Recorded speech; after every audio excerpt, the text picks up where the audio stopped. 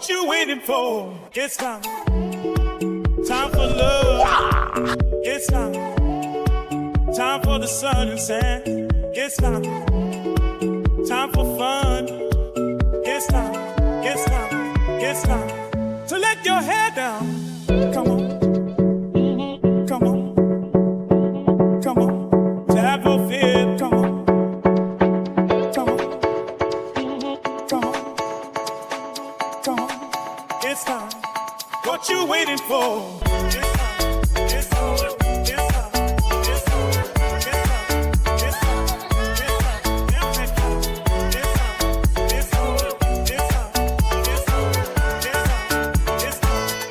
What you waiting for?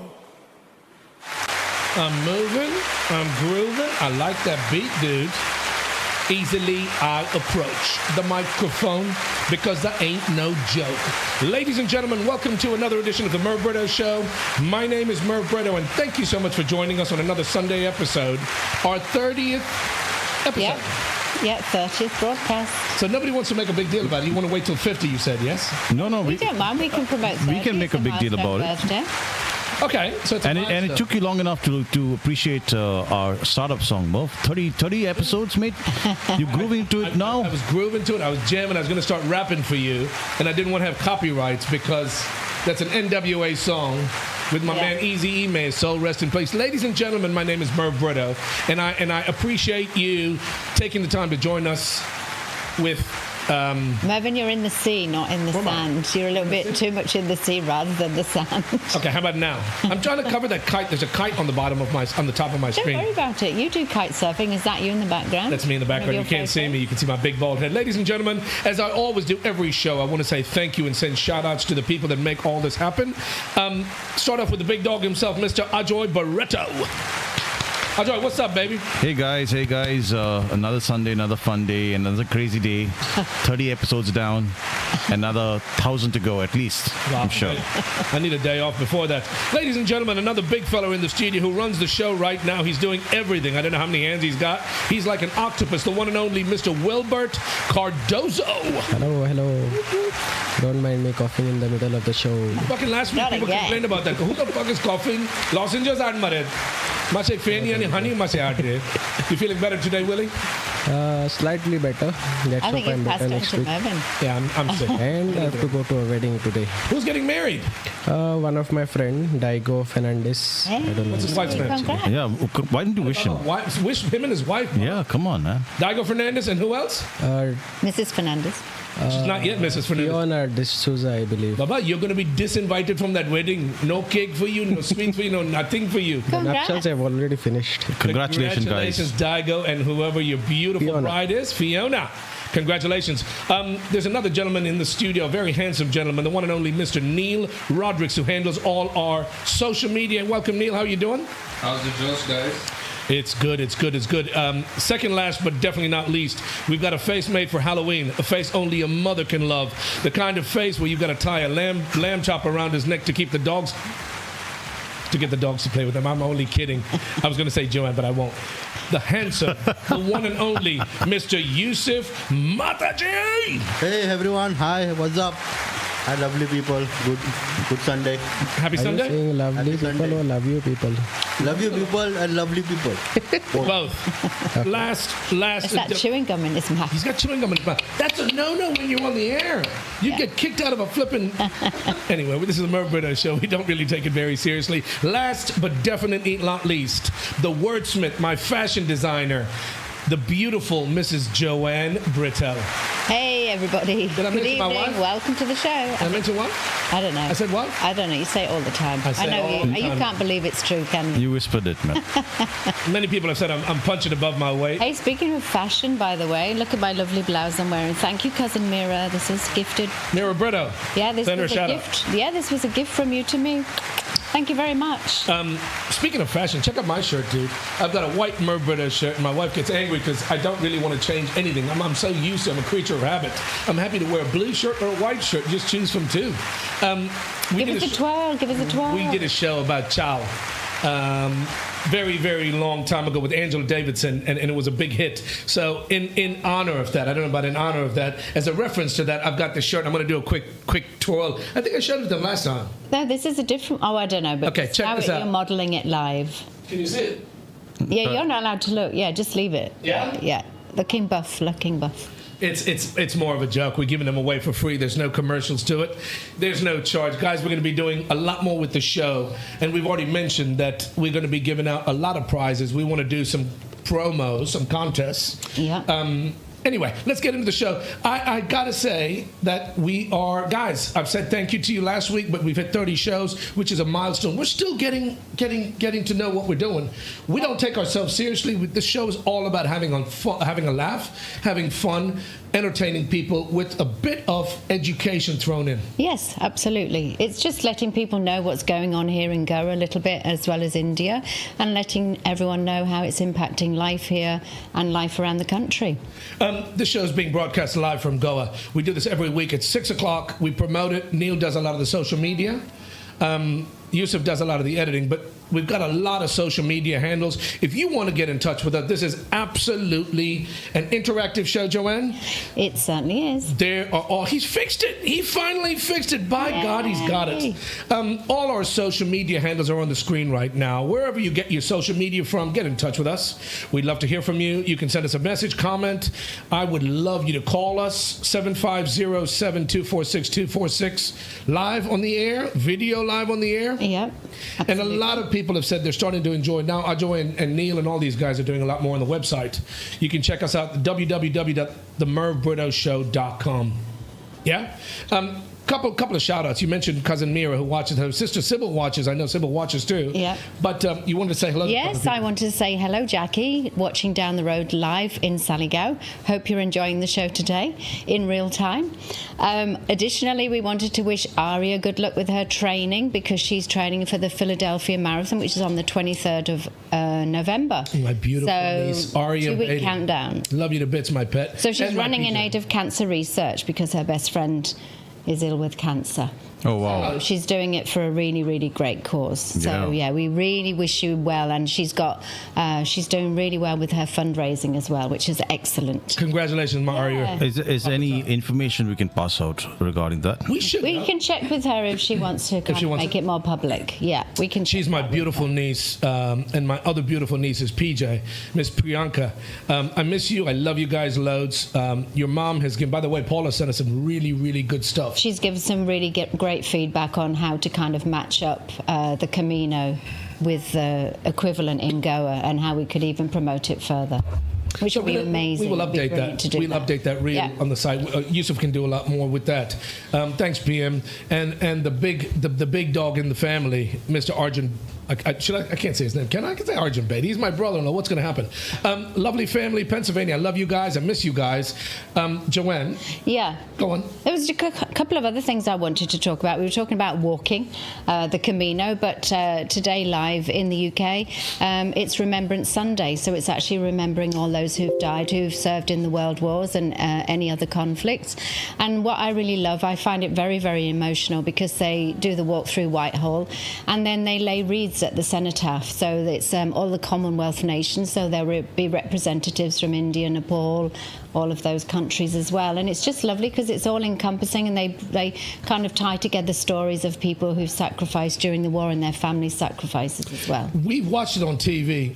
Is this tied into the poppies? The poppies. Yeah, we've seen it. Mm-hmm. Royal British Legion. So it's a remembrance, because of all the poppy fields in France actually signified all the deaths of all of the innocent people who died during the war. Are you talking about the fields where there's very famous pictures taken? They use the wallpapers, in fact. Yes. So those were the fields. The poppy fields in northern France. Yes. They were planted to commemorate the deaths of the soldiers during the 2 world wars. So what they do is you'll buy a poppy, and you're raising money for the Royal British Legion for soldiers and their families. I see. And then they always have a concert in the Albert Hall, and all the poppy leaves just for all the poppies. Can I tell you, and I think it's a brilliant idea, they've been doing it for many, many years. I don't know how long they've been doing it, but I think it's such a great idea because you honor the men and women that have served, that have gone before you, and give you the freedoms that you take for granted these days, right? Absolutely. And I wish we would do more of that here in India. Yeah, and I think what is really nice is that there's more commemoration of people who have sacrificed from around the world, because obviously, you know, it was large. It was a world war, but it was larger because it was in Europe. A majority of it was in Europe, but obviously there was hidden conflicts in the Pacific and things like that in the Far East. But they're bringing out more of those stories to kind of, you know, celebrate those people and their families who have sacrificed. I also wanted to say,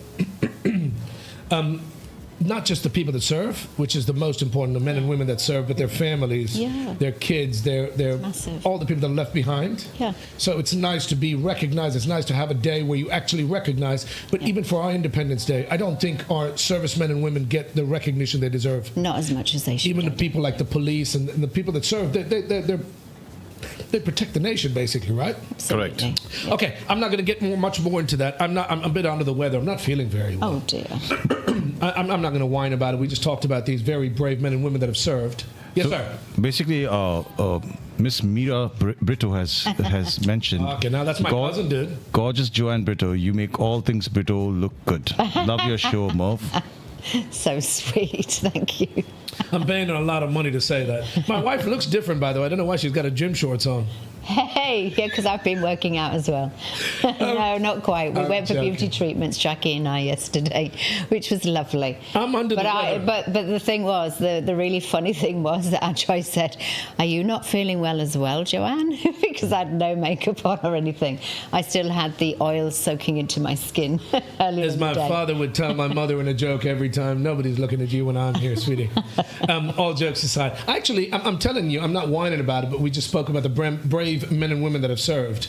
I'm under the weather. I was out with the boys a couple of days ago, and there was a friend of mine, and we had a session. I can't tell you what the session was. It was at a table, and we had such a great laugh, and I can't mention the names. Had he picked something up in Thailand? So there was about 5-6 of us, and two gentlemen in specific. I can't mention their names. I'm going to call one of them Maxine. You know who you are, and the other one we'll call Lucy 69. Who's, you mentioned Thailand. He's just come back from Thailand. There we go. He was coughing. He had a baser voice than normal, and I picked something up. What, from the floor? What, No, I'm saying it's like hiding From under the streets, table? baby. We were playing snakes and ladders, and I was spanking him. And they kept threatening me. They're going to stick a bamboo where it hurts and all this kind of stuff. Anyway, Maxine and Lucy, if you want more of that, you know where it is. Bring it on. The bamboo.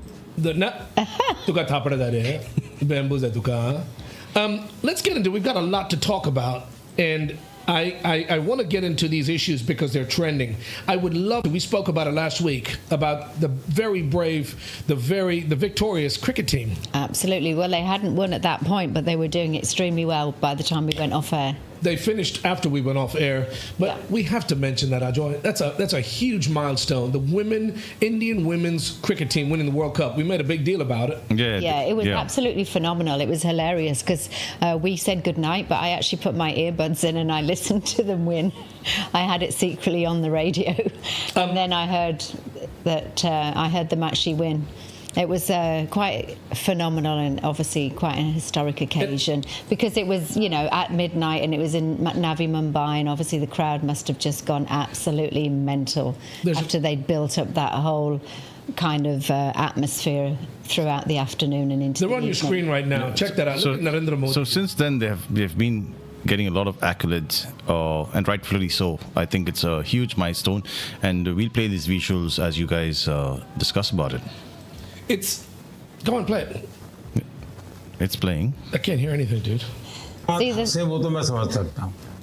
आप catch होने से पहले हंस रही थी, क्या कारण था? हमेशा हम लोग ऑस्ट्रेलिया के साथ ही बहुत नजदीक आके हार रहे थे. सर, मेरे को आपकी स्किन केयर रूटीन पूछना है. I like the way they were so cheeky with him. जो ट्रोलिंग सहरा है. अच्छा हरमन, आपने ये जो जीतने के बाद बॉल जेब में रखा. वो बॉल मेरे पास आई और बस इतने सालों की मेहनत, इतने सालों की वेट, ये था कि अब ये मेरे पास है, तो ये मेरे पास ही रहेगी. अभी भी मेरे बैग में ही है. कोई कैच करने के बाद हंसे वो तो मैं समझ सकता हूँ, आप कैच होने से पहले हंस रही थी, क्या कारण था? I think it was amazing that the captain was the one that won, kind of caught the ball at the end, which obviously helped them to win. Yeah, Who's the captain? very fitting. Harmanpreet. Harmanpreet Kaur. Harmanpreet Kaur. She's the one that caught, and she's the captain, and so she caught the ball at the end, and that's what led them to actually being victorious. And this would be her last World Cup actually. Yeah, attempt. she's been playing for us. So she's quite a senior, and being a captain, to have the final say in terms of catching that ball and winning the World Cup is quite fitting, I think, for all her efforts in the past. That's a nice way to end. It's phenomenal. And I think they've all been just talking about, winning as a team, and Jemima Rodriguez as well. She was talking about that they all won, and it was like the whole team came together, and that's why they're victorious. So what's really lovely is that nobody's trying to push themselves forward as being the hero. I just think it's just really lovely that that they have all united, and I think it's nice to see people unite behind them as well, or majority of people unite behind them. So they saw the Prime Minister, and then they also went to present the trophy to the President as well, and also a cricket shirt. And a what? A cricket shirt. They took her a shirt as well. These guys deserve all the accolades. It's an amazing feat, and we should be they've made us very, very proud. Is that what it is? Try and say that name, dude. Yusuf, say this name, Baba. Harmanpreet Kaur shares trophy with President Sangre. Draupadi Murmu. Draupadi Murmu, right? Draupadi. Yeah. Don't be you're not a foreigner. D-D-D-I. Draupadi Murmu. That's really, really nice, yeah? Yeah, it's brilliant. They've given her a shirt too? And then they've also presented the trophy to her as well. That's cool, man. Well done, ladies. But I think what was also fabulous as well, that Harmanpreet has also said that Sachin Tendulkar had called her the night before the final, and he'd basically told them that they had to keep their balance, and that if the game starts to go too fast, try and slow it down and keep control, because when you go too fast, that's when you can stumble. So I just think, obviously, through all the noise of everybody wishing them well and all of that, that it was actually some wise words from, one of the most famous cricketers in India. He is the most, I think so, because Sachin Tendulkar is a legend, dude. But that's really nice of him to support the team. Yes. Get involved and do what you can, do your part. I don't know if you've seen that viral video of influencer, South African female influencer who congratulated all the senior players of Indian cricket for having coming out and supporting the Indian team, the Indian women's cricket team. Whereas she says that from South Africa there was nobody, and she says that makes a huge difference. Do you think that's the case, Merv and Joanne?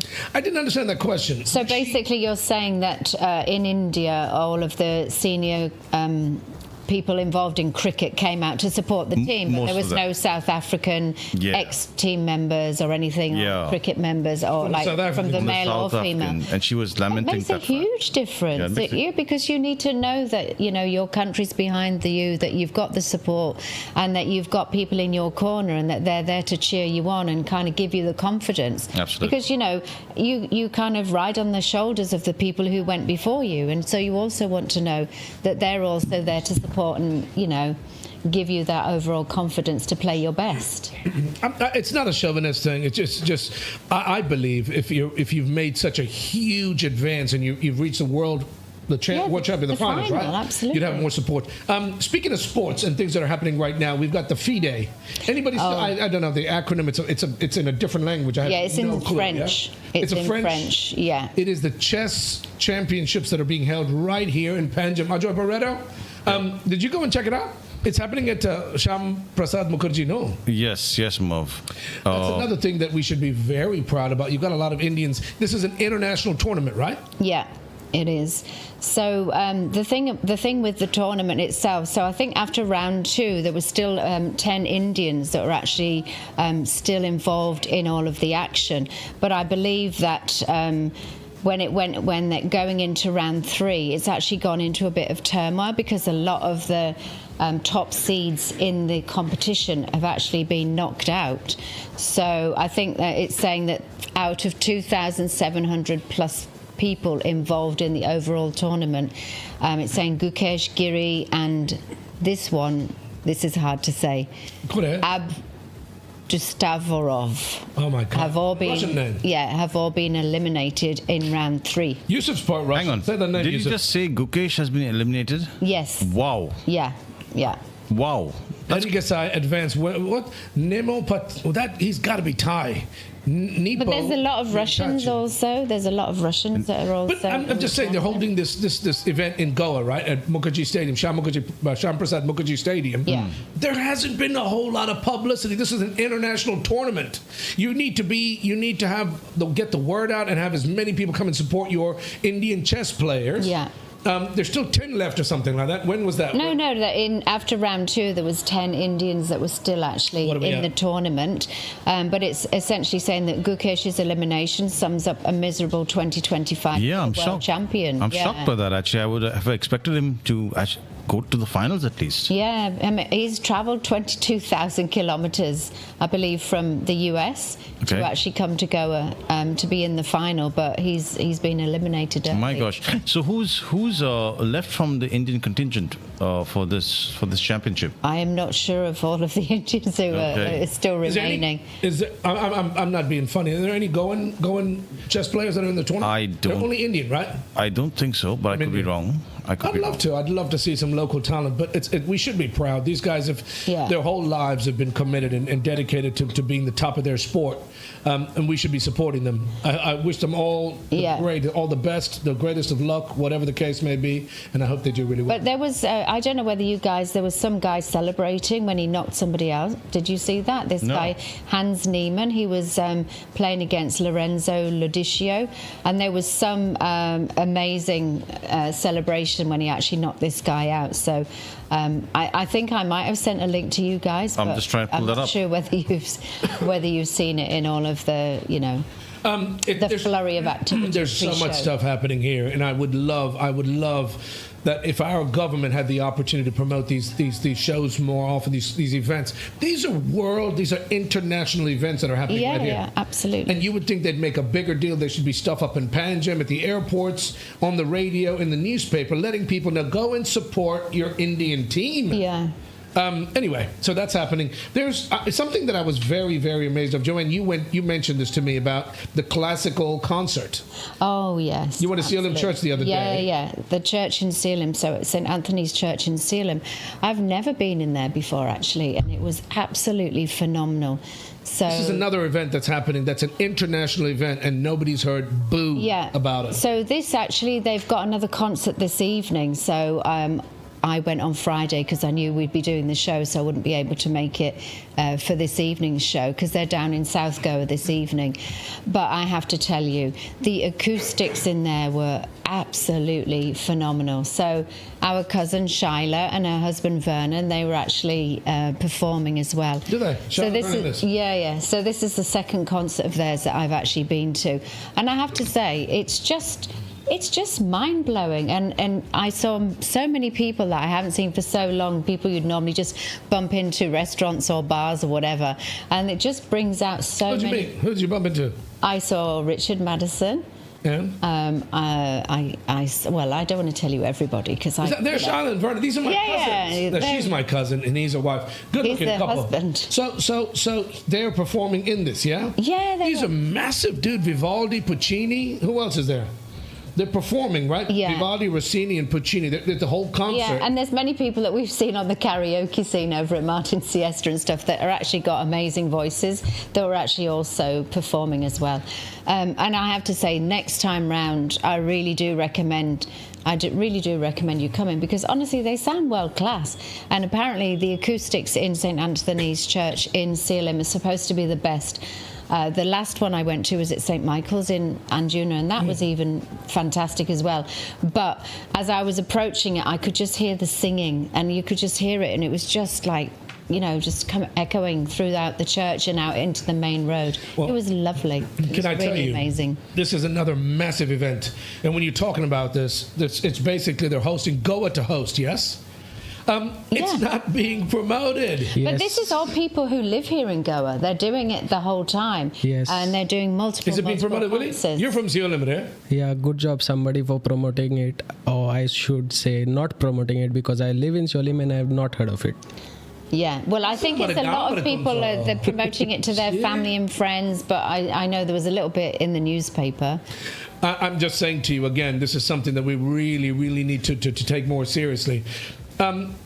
The church on its own is a beautiful venue, a great setting. It's a beautiful. Salem Church is really pretty. Yeah. Acoustics, you'd expect to have great acoustics in a church anyway. But to get a chance, if you genuinely appreciate that, go to host the Italian classical concert celebrating Vivaldi, Rossini, and Puccini. Whoa, dog. What you doing, man? You're trying to blow my eardrums off. My hair's standing. That wasn't them. That is not what they're. But this is big time. It's on your screen. Put it on the screen, Ajoy. I'd love people to see what this is all about. To host the Italian classical.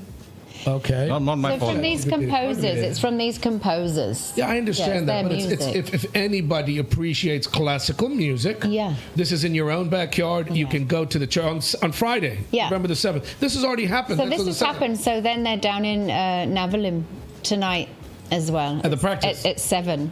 This is the actual concert. There's a second concert. They've done 2 concerts. They've done one in North Goa and one in South Goa. Is there going to be a third concert that we can promote? No, but I did ask them. No, I asked them when the next one is, and they said it will probably be just before Christmas time, like the week run up into Christmas, I believe. So we can promote that ahead as well. We will. We'll let people know. I think it's great because there's a lot of stuff that happens right here in Goa that people don't even know about.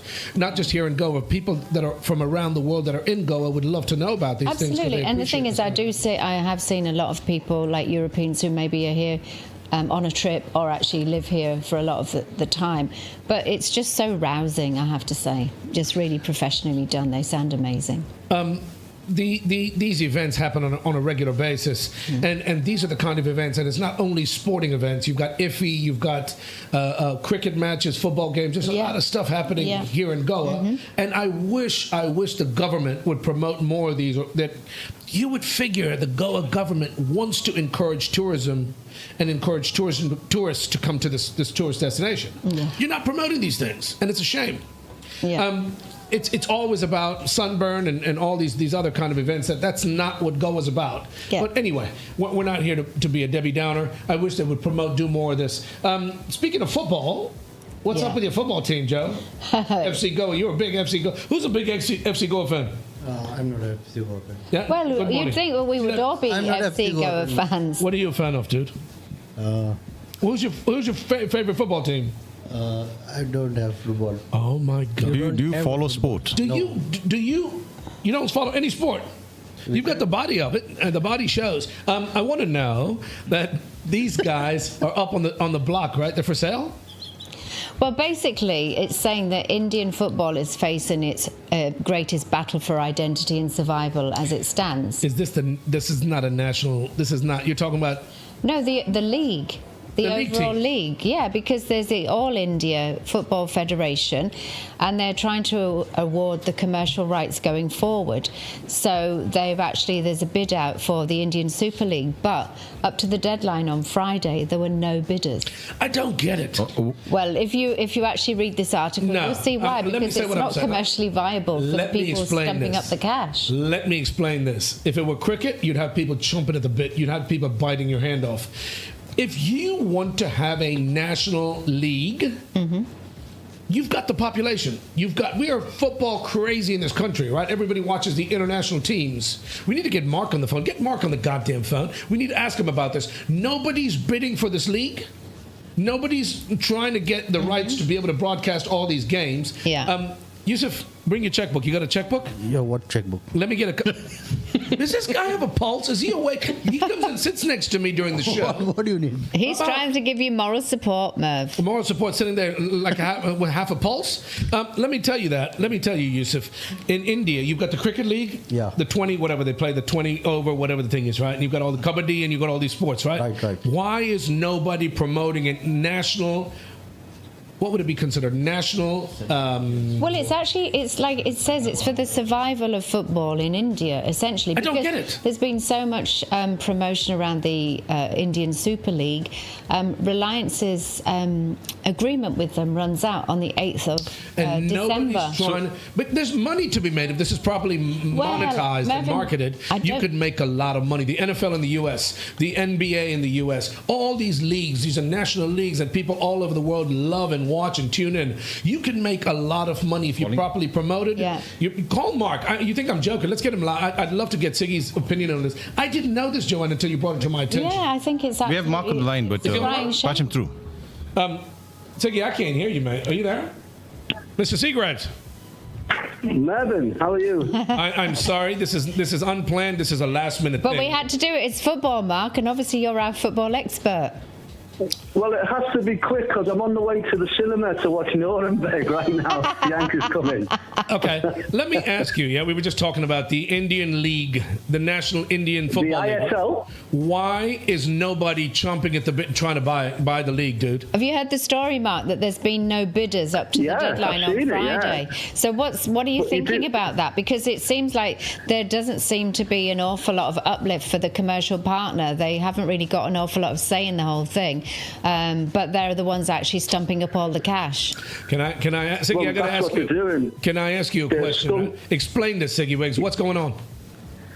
They're stumping up all of the cash and they're losing oodles and oodles of money every year. To try because I think it cost them $500 million or something stupid, or 50 million. But it's a lot of money that all the clubs are losing because they're not getting the crowd through. I mean, if you go to FC Goa, the tickets are what, 250, 300, 400 rupees. Yeah. How's that going to sustain a club? No. They don't even have commercial T-shirts or shirt sales in many places. So I just think the AIFF, it's something that they don't want their hands to be on because it's obviously being run by Ambani and that group, isn't it? The ISL. They've tried to do it on the same lines as the IPL. But football in India isn't as big as cricket, of course, and I think it's they're going to have to reevaluate. And they've also got a league below. There's a league called the I League below, exactly, which is the FIDE league to the ISL. And I think I'm not sure whether that is up and running or what, but the ISLs, it was great. It was a big fanfare early on. They were getting all the big players in, spending lots of money. But it just seems to have died a bit of a death, doesn't it? I know, and that's a real shame because also I was reading that this team from Varanasi are at top of the I League, so into Kashi, they're basically waiting to get their trophy, and they're hoping to, be promoted into the ISL. But obviously, with this kind of news, it looks a little bit dicey. And also, I think these guys are also looking to create an academy, and I'm thinking, gosh, all of a sudden these teams are now wanting to create academies, which is something that you've been looking to be involved with. You've been involved with for a long time. Yeah. Joanne, it's really needed. Of course. It's like what comes first. That Intakashi, they came second in the league to Churchill Brothers from Goa, South Goa. Yes. And Churchill Brothers played a player who shouldn't have been played, and they got the points taken off them. That's right. And then Intakashi then became the winners of the league, and but they haven't been able to go into the ISL. So. I got to ask you. I mean, I'm all for grassroots. I'm all for academies and everything else. But you need to have the whole system in place, don't you, in order to do that? Two questions, Sig. I want to ask you two important questions, and they're almost this thing. What's the word? They're questions that I'm going to answer myself. There's a lot of politics involved. There's a lot of underhanded, whatever things that are happening that make this league. Or get this league into a condition that it's in, right? There's a lot of stuff that's happening with politics, and if they're doing stuff that's not right and they're getting booted out. But they haven't kicked off this year. They kicked off in September last year. It hasn't been kicked off. That's one reason. But I'm telling you, don't the Ambanis have smart enough people to be able to monetize an national league like the IPL, which is so popular and so successful? You mean to tell me you don't have smart enough people that know how to take this? People normally in the States I'll tell you one thing with that, Merv. I'll tell you one thing. The IPL is watched by probably 1 billion people every night. Football is probably watched by about 1 million people or 2 million people. Big difference. And so that's the big gap between the two. So obviously, the ISL has been, as I said, they lost so much money that they tried to build it on the same level as the IPL, but the quality of the football in terms of wanting it to be Super League isn't that great. Yeah. So why not get somebody? Goa are in the Asian Cup at the moment, aren't they? And they played against Al Nassr the other day and got them beat. So, you know, that's not the best standard. Whereas the IPL, they're getting all the top players from all over the world to come and play in it, aren't they? And you know, the television rights or the advertisements are going to be, you know, so much for people to pay. Yeah. So it's a totally different beast. But there's money to be made, Sid. But there isn't, Melvin. There is money. Right now. Again, I'm saying to you, this is a rhetorical question. Yeah. You telling me that there's no smart people out there in the world, not in India, in the world that could come and turn this around and make it a cash machine? Mark, do you not have people in the UK and the US all around, any from around the world? You give them the autonomy. Don't influence them. Listen, your job is to come in and turn this around. Promote it, bring in the talent, make it popular, monetize it, make us money. The commercial rights, the broadcasting. They've tried. Listen, Merv. India national team played at the Tata Stadium last week or the week before. Wow. Nobody knew about it. No. But we had no clue. But that's what I'm saying to you. It's not being promoted. If you have the CEO, or you hire a CEO from wherever, somebody who's done a great job somewhere else, and you pay him the money, and all he's got to do, his primary focus is to turn this league around. And why is it so successful all around the world? Why do Indians have to watch international sports? I'll tell you exactly why. Because if you go to England and your wife is one of these people who loves her international team and goes and follows them and knows everything about, she'll have a domestic club that she'll follow. I'll have the same. People, it's part of the structure of life in Europe, in North America and everywhere else, whereas in India, it's cricket. Yeah. You know, if you went to England and talked to 1,000 people about cricket, 999 wouldn't know a thing about it, but if you talk to them about football, they'd all know about it. So we don't have that in India, where we have the eyeballs. There's lots of people that love it, and I know lots of people that are supporting Real Madrid, Bayern Munich, Arsenal, Liverpool, right the way across Mumbai, Delhi, all of the major cities. Yeah. But they're very minimal. They're probably 2 million, 3 million people out of a pot of 1.4 billion. Yeah. And I don't get it, dude. That's the problem. That is the problem. But I tell you what, so in terms of the financials, it's saying the AIFF is seeking a minimum of 37.5 crore annually, or 5% of gross revenues, whichever is higher, for the next 15 years. But that's not... So it's basically saying that, you know, but they're not shouldering the burden of running the clubs or anything like that. They just want their money. They want their money. But it's a private enterprise, the ISO. It's not run by the IIFF. Yeah. It's run by the Ambanis, and it's a private enterprise, and they'll run it the way they see fit. We had a situation from the inset of the conception of the ISL, where there was no relegation or promotion. That's right, yeah. You know, so it's stagnated. You know, you've got to have relegation, you've got to have promotion. The I-League will bring in 2 teams each year, and some will be relegated.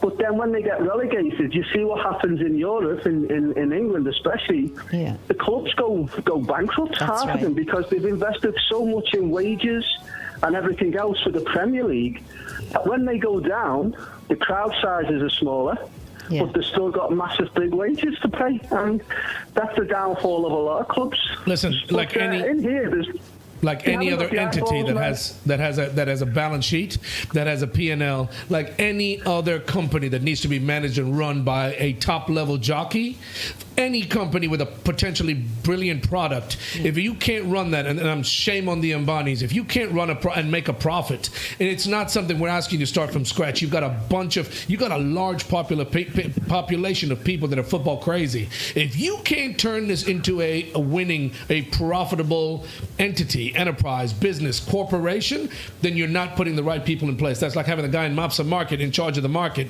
and you've seen the condition of the markets, and he's not doing his job. Get rid of him, just like a football coach. Siggy, and all I'm saying to you, stop being so damn tight.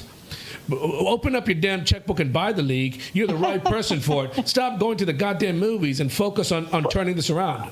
You've got a couple of bucks, man. I know the answer. I got the answer right here and right now. The answer to.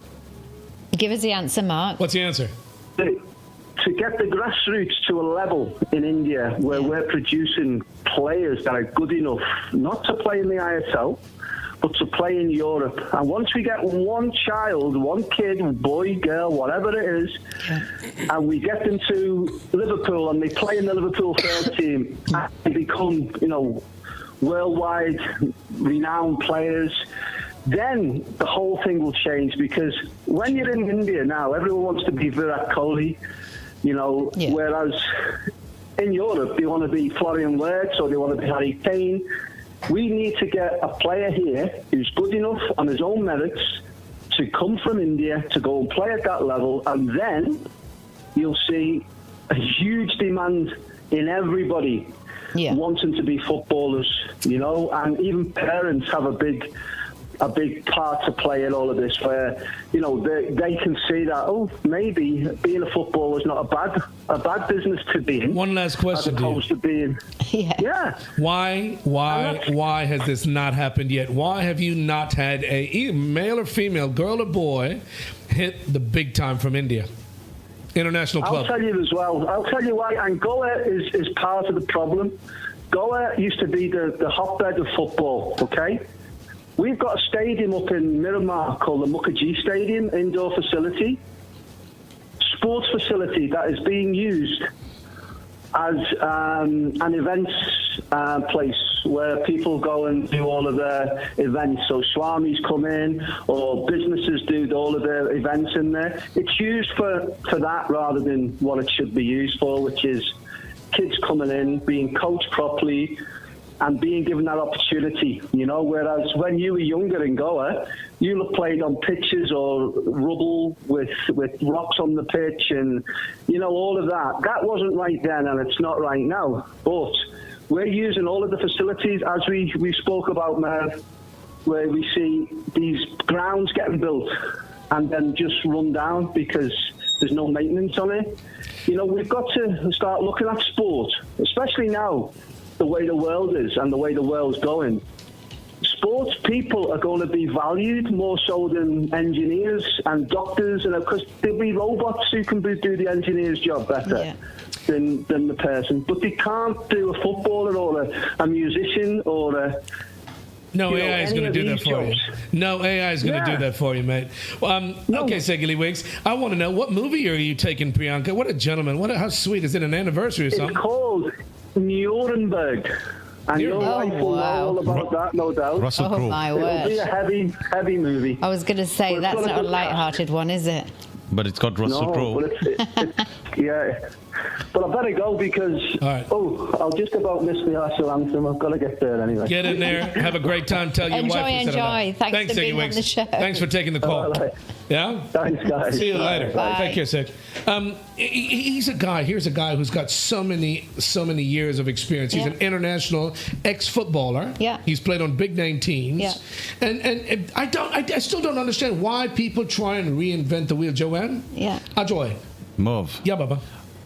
I don't think you guys were around back in the day where in Goa we used to have our own, and every state had this. I can't remember the league, but there was many football clubs. Like you had the Dempos, you had the Salgaonkars, you had many teams. I think many teams in Goa that they used to compete, we all were not around, but it was such a festive mood.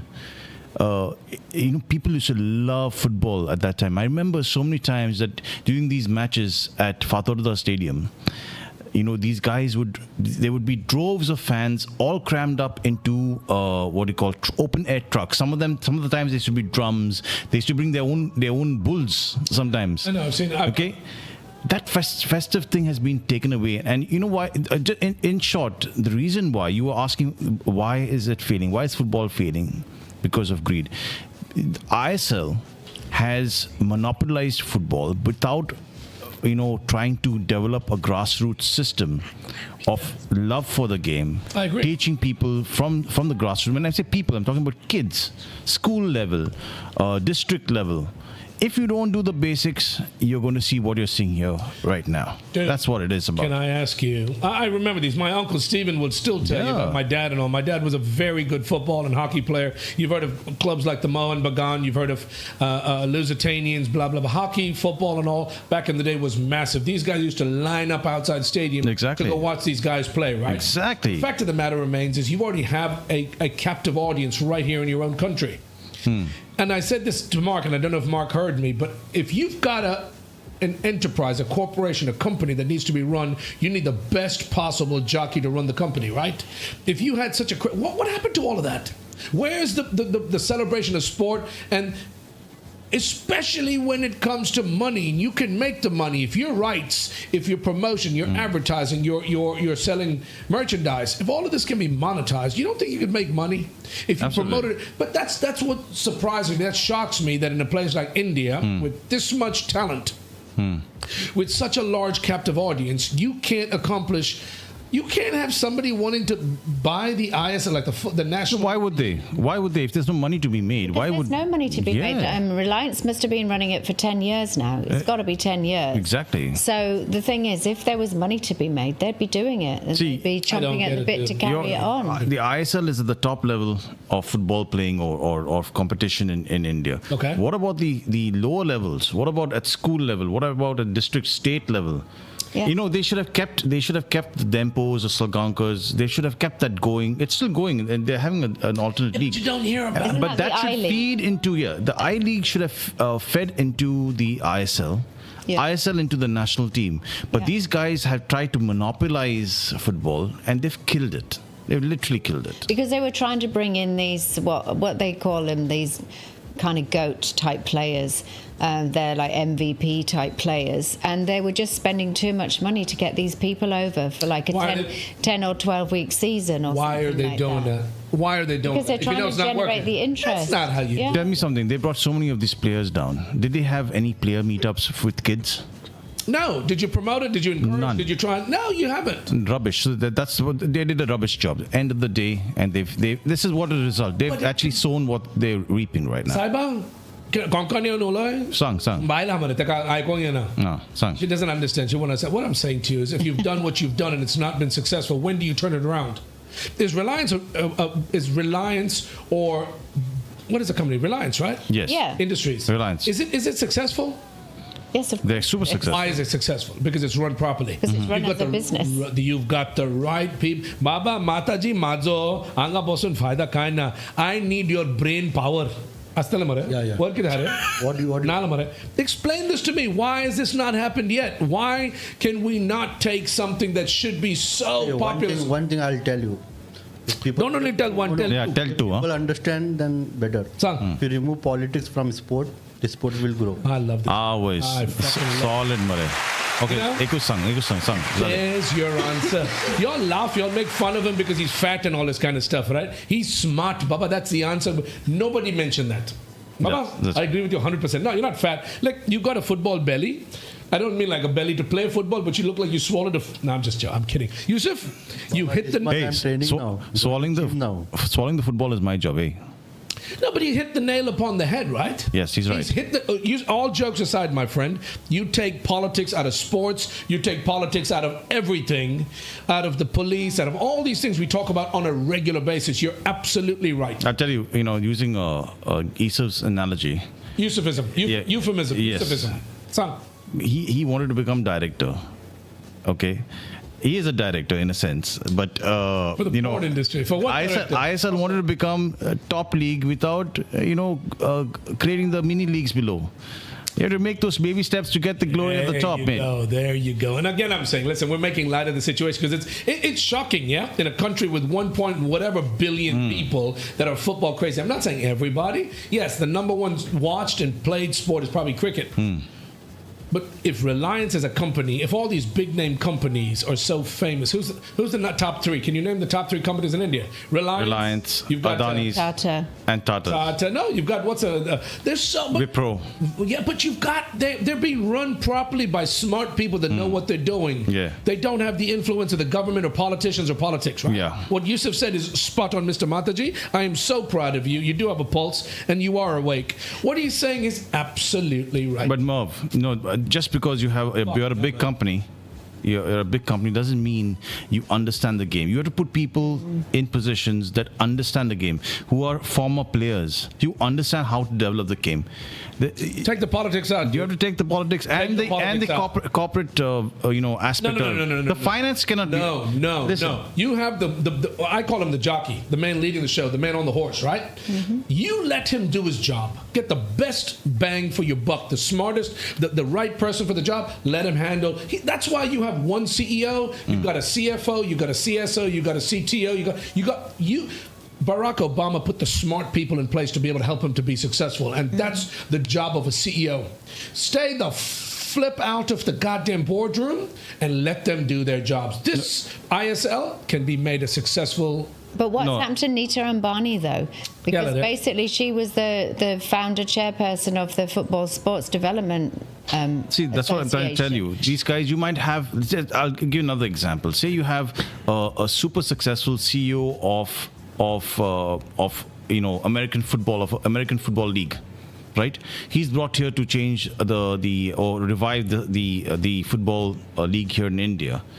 He will not know how to implement strategies to improve viewership, etc. But then you're an idiot for hiring him and letting him run the show. Yes. Who wouldn't know? Who are you saying? I don't mean you. Anybody parachuting in. You can't. You have to. Even if it's Reliance is taking charge of a league, you have to put people in place like a what do you call a Messi, for example. Make sure that because these guys know that this is what's required at the grassroots level. Let's put these things in place. This will result in viewership to a certain level. X, Y, and Z. You can't put somebody who's never played football, who might be the greatest accountant, blah blah blah blah, and expect him to create a super league about football. I said that to you when I was talking to Mark. The height of madness. What is the height of? What is it? Is the height of madness? Height of insanity. The height of insanity is doing the same thing over and over again and expecting a different outcome. If you've been doing this for so many years and it hasn't worked, you're probably not doing it right. You listen. Get the right people. Nita Ambani, all these guys, they own the company. They're honorary members. They should not be allowed to run. You've got football owners. Who hire managers to do the job, to run a successful team. That's a company. That's a business. You're there to do your job. You've got the best person in place. Stay the hell out. Yeah. You give him rules and guidelines, blah, blah, blah. I'm giving you 5, 7, 10 years to turn this around. Mm-hmm. Right? Why do football managers get fired? You've got the best... Successful. So that's the point I'm trying to make, right? But you've been doing this for so many years, and it makes me so angry because we've got such a beautiful talent pool in many sports. Yeah. And you can't even represent yourself in an international stage like the Olympics. But they've got a youth champs initiative, apparently. There's some youth champs initiative. So it's the Reliance Foundation for Youth Sports. RFYS. So the thing is, it's supposed to be about grassroots, but how is that developing? Because obviously they're saying that the Super League was put in place to improve India's rankings, FIFA rankings, and developing local talent. Impossible. There's not been much of that local talent development, unfortunately. They've not done the basics. Yeah. Impossible. Again, since 2014, they should have done something. You're proving my point. The point I'm trying to make is, and Mark mentioned this, and I asked him the same question. In how many years that we've been around, have you ever had? You've had successful players in India level. Have you ever had an Indian person? And maybe I'm wrong. I don't know. Have you ever had an Indian football player? Goan would be even more amazing, but an Indian football player play for an international club? No. I don't think so. Why? Why? So. You keep doing what you're doing. You keep doing the same thing and expecting a different outcome, right? The height of insanity. Anyway, I'm not going to get down on this. I'm so proud of Yusuf Mataji for giving us the answer. Take politics out of it. I'll just say this before we go on to the next topic. I think this is a good thing. either they actually pull up their socks and get somebody or get an organization that really understands the game and what it takes to get to the level that we want to, or they leave it to the lower leagues to develop something that will be organic and beautiful at the end of the day. It'll be a long run, a long journey, but we'll get there like other countries. You've got to make changes. And just like with everything else, two things that come to mind whenever we're talking about either success or failure, here is there has to be money involved, Joanne. Of course. There has to be. It has to be profitable. You can make, if you want to stop littering, make it profitable to collect the garbage. You'll have the cleanest state, the cleanest place in the world. And take the gosh darn politics out of it. Yep. Okay, I'm done. I'm not talking about football anymore. I want to talk about more of our issues that are happening right now. Local issues. There was something mentioned about this Calangute. They had a guy, speaking of sports, they had a fucking LED sign that said, Pakistan Zindabad. This is what's happened? Yeah, I Googled it to see what it actually meant. Because this is in Calangute? Yeah. That's Mr. Lobo. And they're basically claiming it. Lobo. What's his name? Joseph Sequeira. Sorry. Mr. Sequeira. I love this guy. Good guy. You want to hear him?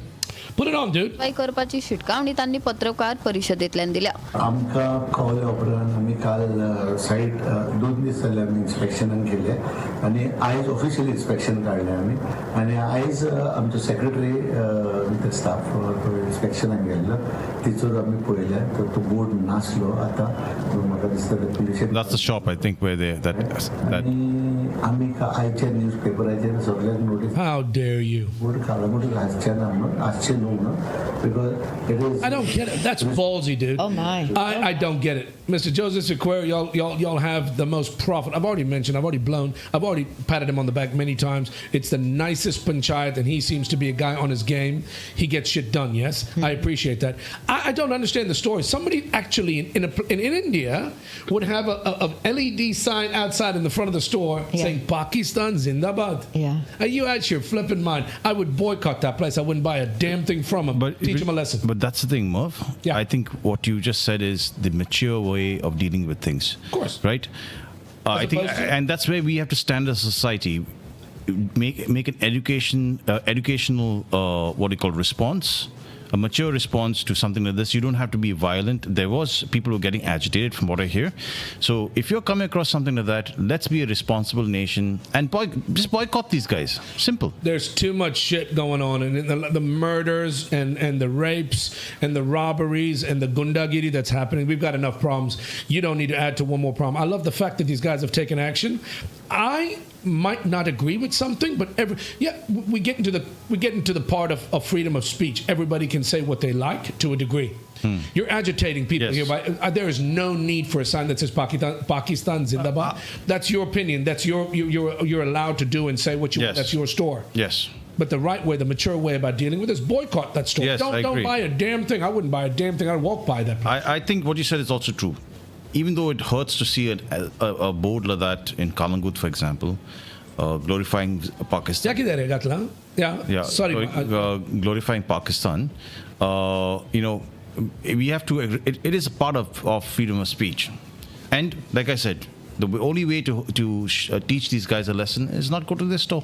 But the thing is, they're actually not allowing any more LED signboards. That's what they're saying. They're wanting to take them all down. That's a silly response. Yes, I know, but that's unfair on other people's businesses. It's a money make. No, bullshit. Use the signboards. That's not going to fix. Oh, so you're going to listen next time you don't like the way somebody drives, you're going to take no cars on the street. That doesn't work. But that's what they're saying. That they're actually just taking down the LED boards. And they're not allowing people to actually have LED signboards. As I've said to you 100 times, if you agree with everything I said, we'd never have a... I'm just kidding. I'm just saying to you, that's not... Sweetie, what I'm saying to you is, it has to be, and I've said this 100 times on the show, it has to be... what's the word I'm trying to get? It has to be controlled. It has to be.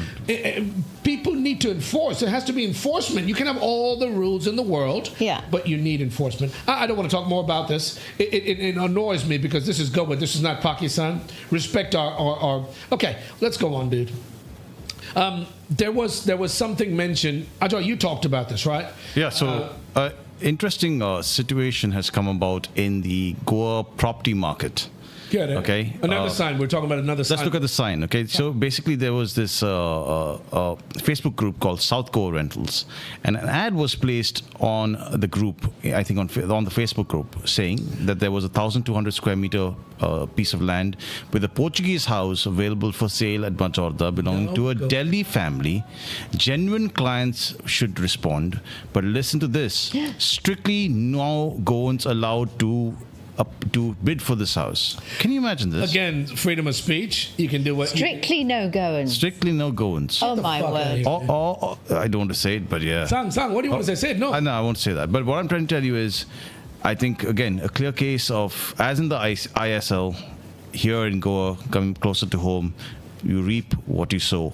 We have if you have sold your house, if you have sold when you didn't have to sell, and you looked at the money more than anything else, then this is the result. We can't cry about it. We live in India, and this is part and parcel. Again, I'm saying to you, Ajoy, boycott these guys. Whoever the heck South Goa Rentals is, shame on you. This is Goa. It's called Goa, Goa. Strictly no Goans. Who the can I say it? No. Konkani sang म्हणतो. Taka chai जाय रे फोदरी chai जाय तुका इथे थापडा जाय रे आमचे गोंयान म्हणटा. No, strictly no go. How can you? But I don't understand. Is these are outsiders that are running this place? Clearly. That own Goa South Goa Rentals? Or they're stupid. Freedom of speech, I understand it's not a problem. But listen, guys, you cannot do what you're doing in this place. I agree with boycott these guys, right? You're not trying to beat them up or anything. I'm not inciting anything, but go fly a car. Yeah, but what the point is, at the end of the day, you want to sell your property to someone that can afford to buy it. And it's saying genuine clients, right? Yes, of course. How dare you? But yeah, why would you be insinuating that, someone that's from Goa actually couldn't even afford to pay for it? But it's kind of almost what you're saying. And just in case they want to inflate prices potentially. It's in Majorda, isn't it? Yeah, it's in South Goa Reynolds. Shame on you. Sorry, Baba. But just what do you call a disclaimer here? What you're seeing here, the original poster of this ad is an anonymous participant, as you can see under the South Goa Rentals headline. Goincha Avaz is, of course, a Facebook group that has highlighted this issue. So just for clarity, I hope everybody understands that. Yeah. So listen, we're not making this up. This is actual stuff, and these are, ladies and gentlemen, you're watching the Merv Britto. I've got to put a disclaimer out there. These are our opinions. If we say something on the show you don't agree with, call us and tell me about it. Tell me why you don't agree with something. Right? These are our opinions, and these are not the opinions of the show in general. These are our individual opinions. We've been going on the air. We've been going on an hour already. Going on? You mean we've been on air an hour? We've been on air. Ladies and gentlemen, we're going to keep going. We're going to keep picking this up. Willie, I want to let people know if they want to get involved. Check out our social media handles. Wherever you get your social media on the air. Can you, Mr. Mataji, you still awake? Yeah, what's up? Talk about them. What's the social media handles? Guys, follow, subscribe, like, and share our social media. Can you spit that goddamn gum out your mouth and say it properly? Yeah, I can say it. Like Instagram, That's good. WhatsApp, Facebook. And check out the Merv Britto Show online. Merv Britto Show, guys. And number phone kar pakre. Phone kara mare, message kara mare. Kide are tumi? This boy's been sitting next to me for many weeks. He still doesn't understand that big penis-looking thing in front of him is a microphone. Talk into the mic and they will hear you. You can hear me? Now I can hear you. Now, sarke ulo ire. Are konkani we are going kar mare. Guys, message kara re. Kide karta re tumi? Sang, ani kide? Message kara ani Merv reply ditlo tumka. On the air, Baba. On the air ditlo ani message nahi ditlo. Ani sang mashe sang taka sarke konkani faltu konkani naka toka thapra ditlo.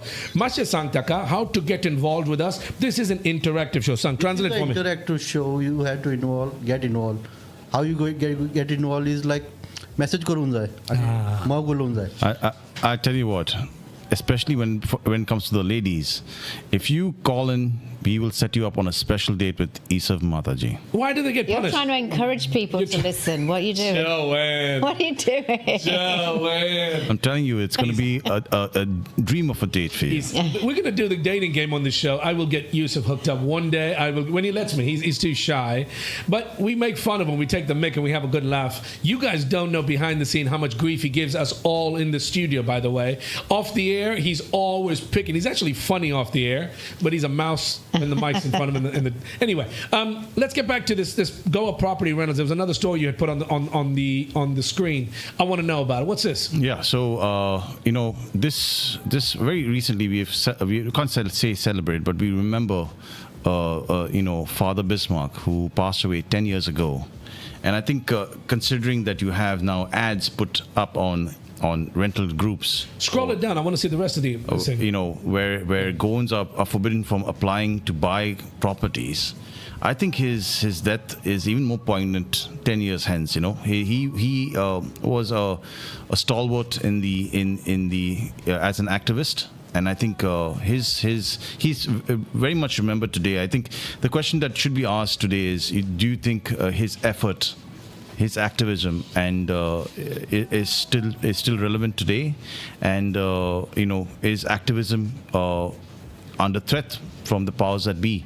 Merv, what is your opinion on this? Boss, you've got a lot of people. It's hard to believe that Father Bismarck's been gone for 10 years. He was one of numerous, a lot of people that was very special and passionate about the activism for Goa. You've got a lot of people, right? We've got people that continue the legacy.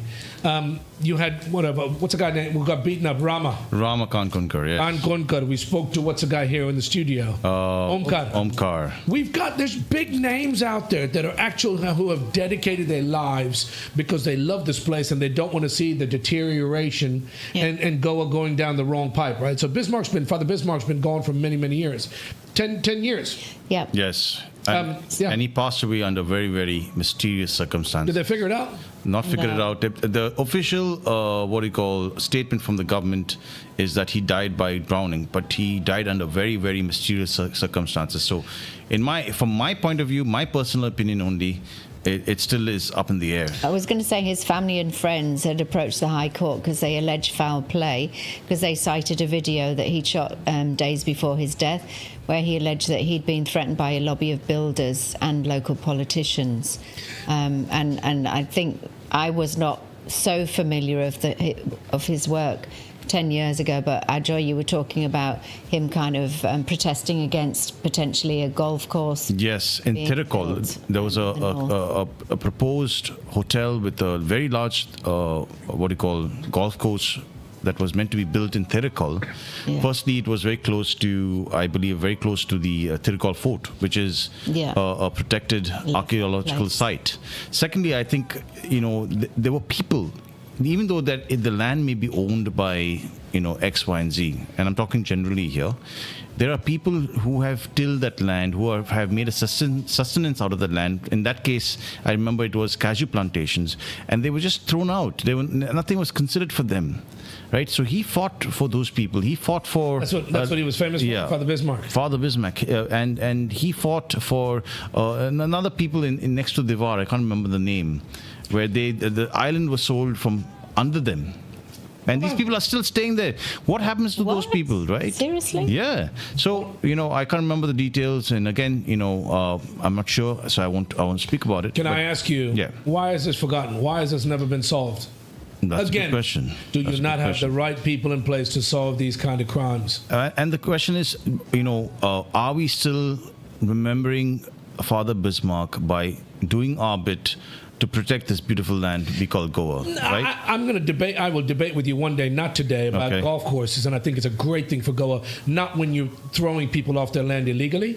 I think this place as a tourist destination would benefit hugely with having a golf course. If a company is willing to come in here and invest the money, as long as it's not going to be bad for the environment, do what they need, let them do their jobs. You guys have been squabbling about mobile towers and all this BS. Ajoy, I'm not saying about kicking people off their land illegally.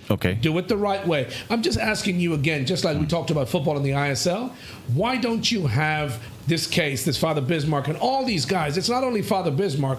He's been gone for 10 years. He was a great activist, right? You've got a lot of activists that are still fighting battles. Because he said he under threat to their lives as well. Because he'd said, because people used to say to him, but what, your life could be under threat. And he said, 100 more Bismarcks will rise if I die.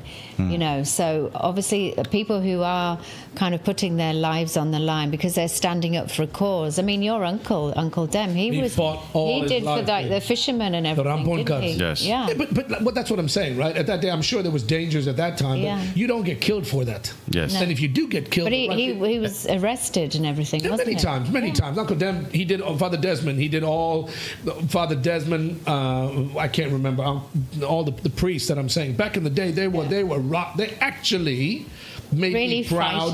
fighting for the people. Yeah. Rampon, the issue with the Rampon cars about the illegal fishing, the trawlers. Anyway, I'm not going to get into all of that. What I'm saying to you is Father Xavier, Father Uncle Dem, Father Xavier, and all these guys. The point I'm trying to make is, what happened with Ramakan Konkar? Has the case been resolved? It takes this long? Father Bismarck's been gone 10 years. Has the case been resolved? You've got a police force, you've got higher-ups and authorities and special departments, crime branch, whatever the case may be. If you can't get your shit together and solve these crimes, something's not right. You should have outcomes. People need to be punished. If you're not going to punish the people that don't make these bad choices, it's going to keep happening. And just like the ISL, the Football League, it'll never get turned around. You will never fix the problem until you get to the fundament, the ground, the root of the problem. And we've complained about it long enough. I don't want to be Debbie Downer. Ladies and gentlemen, we do the show every week, and I seem to be doing a lot of whining. Merv, I'll just end with this as well. Just remember, if you think people are not under threat for exposing illegality, just think about this case which happened on the 7th of November.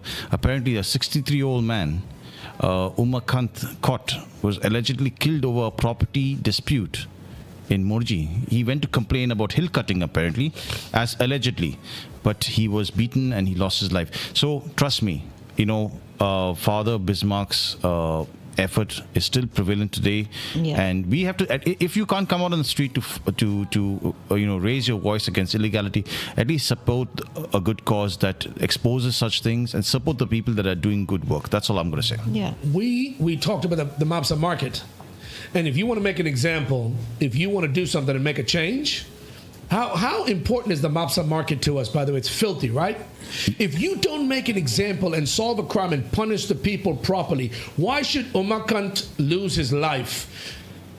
Because he protested or he went to make a complaint, like the poor guy that got his car burned at the outside the police station during what is it called, Narkasur, right?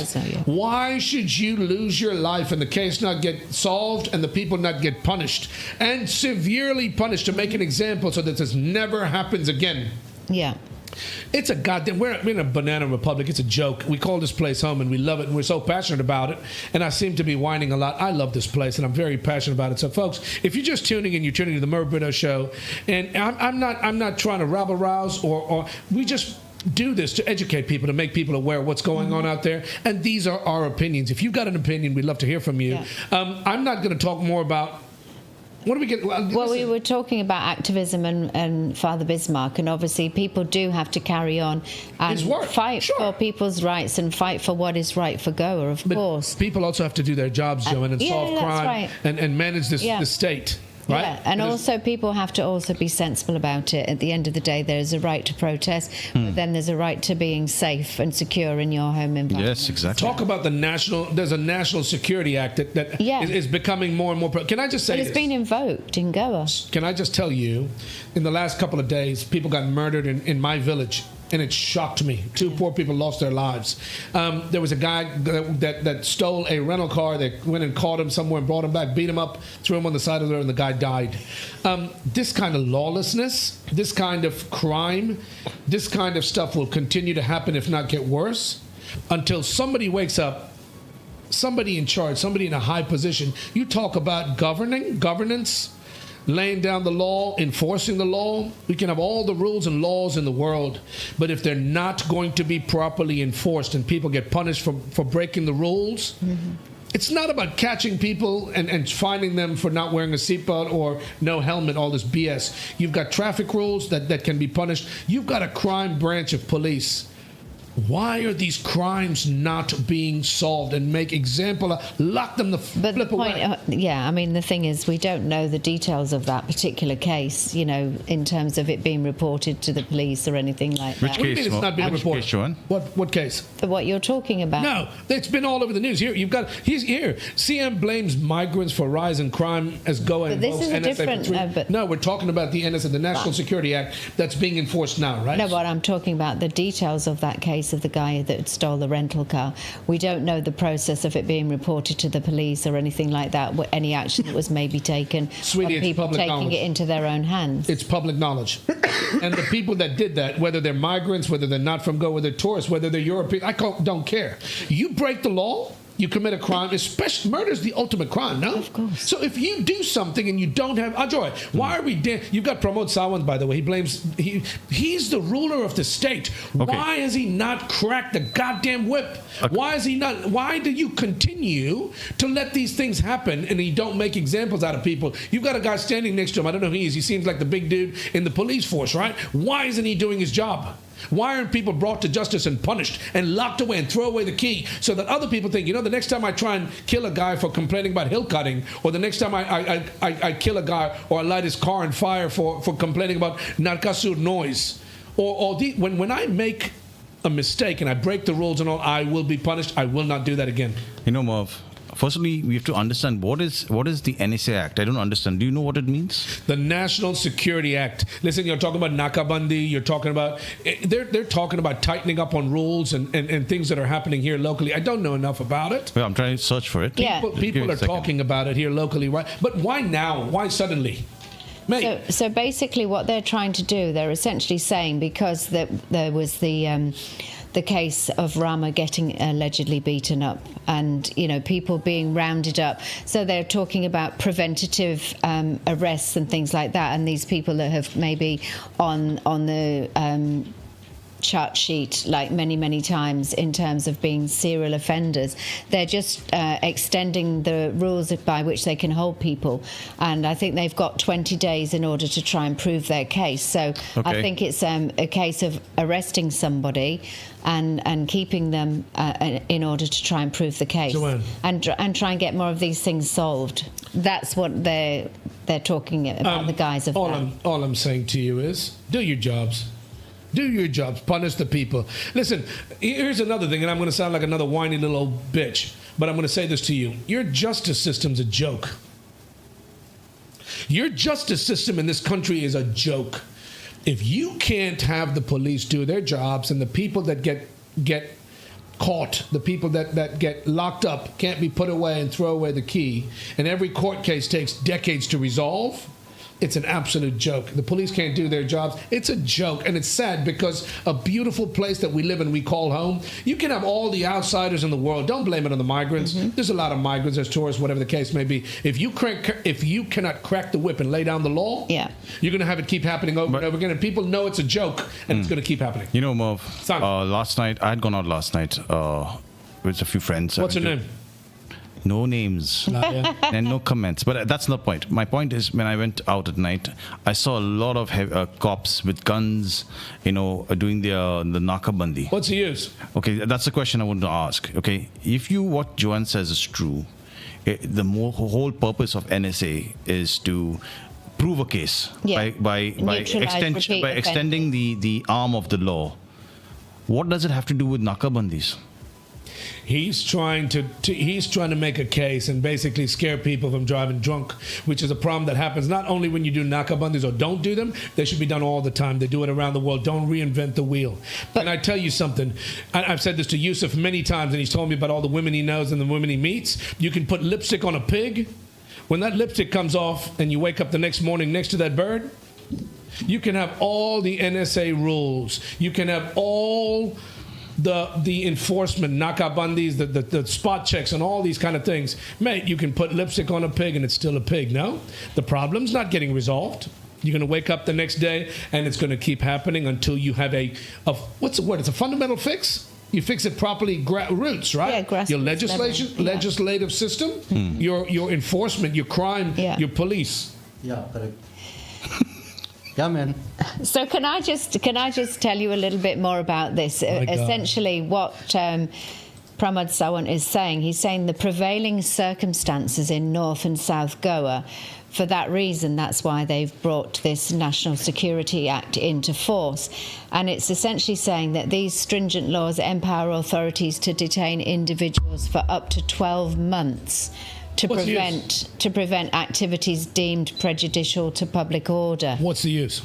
So what's the use? I don't understand, sweetie. I know you're reading this out and it's in the papers. And no, I know. Oh, okay. Just give my game away.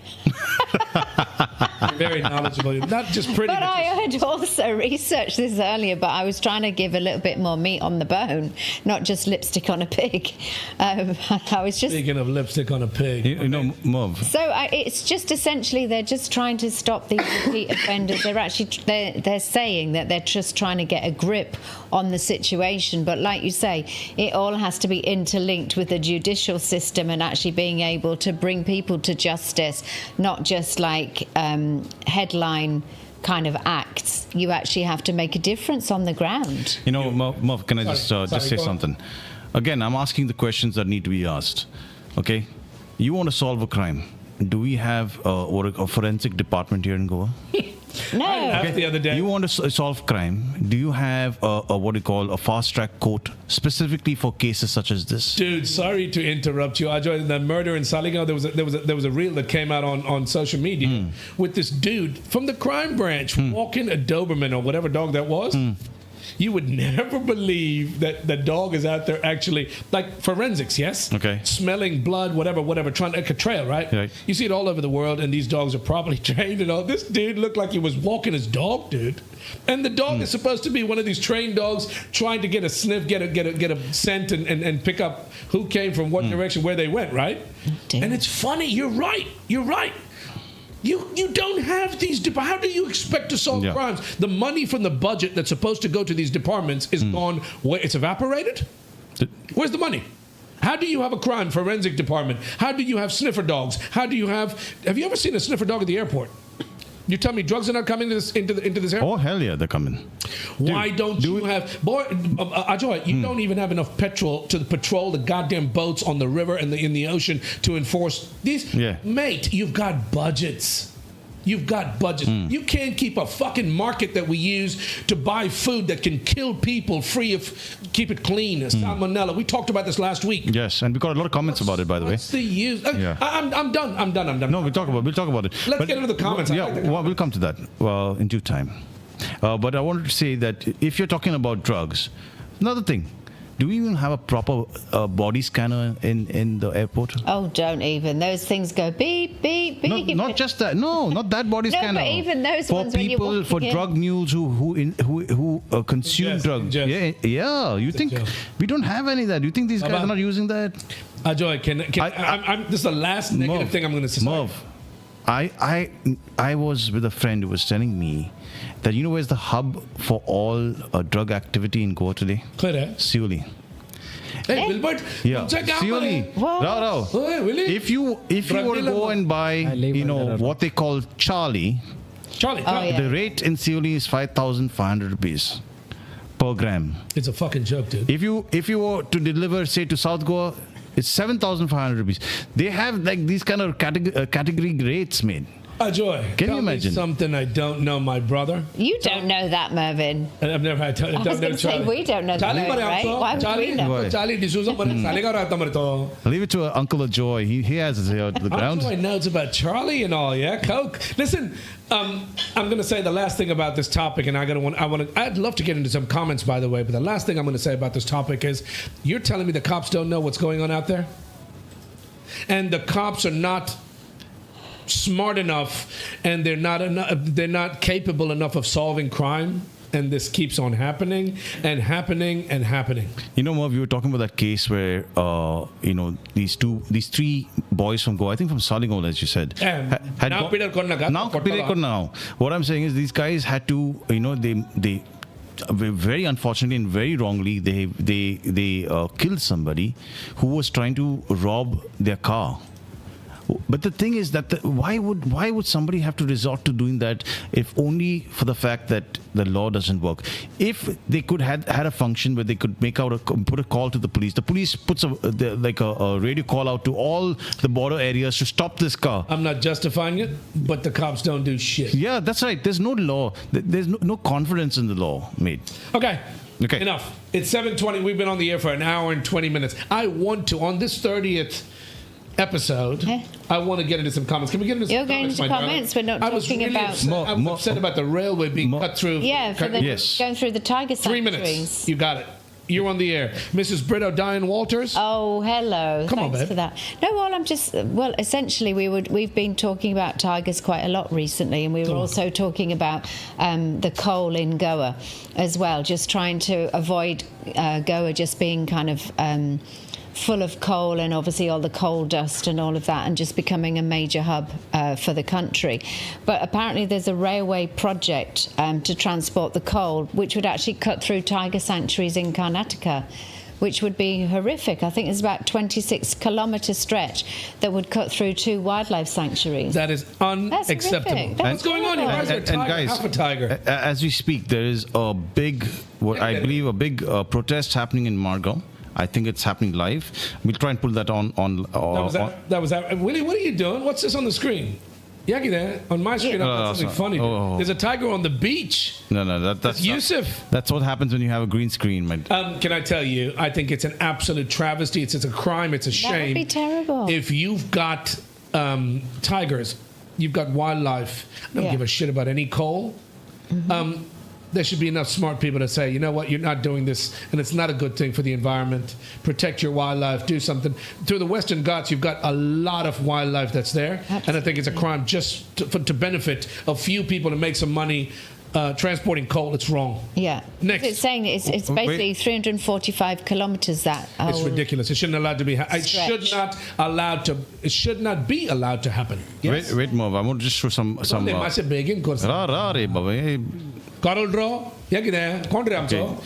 this is, by the way, they had a protest in Margao. Play this.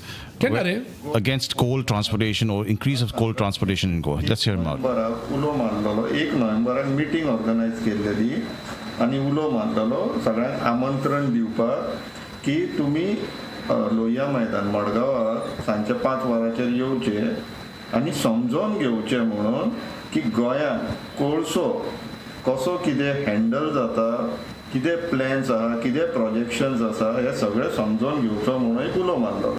Just keep it a secret. One second. Don't tell anybody about it. People are sharing their live feed to us. I want to give them that.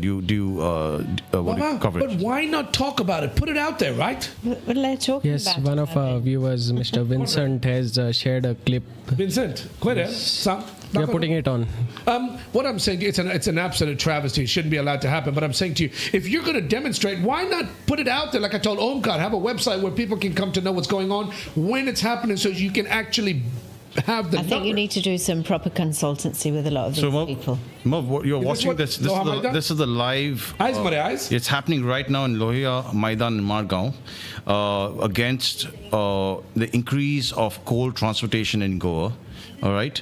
And this is connected to what we were discussing about the tiger sanctuary being affected by this coal coming through Goa. So this is happening live. I'm against it. I'm against it 100%.